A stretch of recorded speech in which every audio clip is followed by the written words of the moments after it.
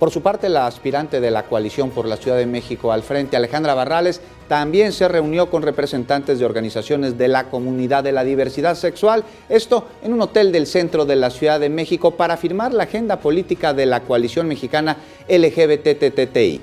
Y además se comprometió a impulsar los 7 ejes de este documento en materia de derechos humanos.